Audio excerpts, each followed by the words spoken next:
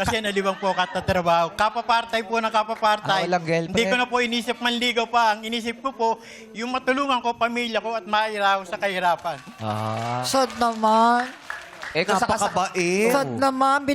Virgin pa pala. Hala. Diyos. Hala. MTRCB. Ma'am Lala. Sabagay. Paumanhin. Papapasin. Ganito na kasi ang matatanda ngayon. Ganito na Papasin makulit. na ho Makulit kayo. na talaga. Oo. Diyos ko. Makulit na talaga. Virgin. Kasi mukha siyang virgin coconut oil.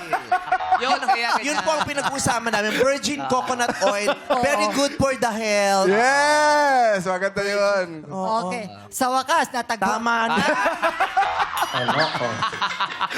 Ay! Tinanong niya talaga yung puwet. Nails naman. Yung mga gusto mong gawin sa'yo, huwag mong gawin sa akin. Okay, Nails. Tuwa-tuwa ako, nakita kita ng personal. Ano po?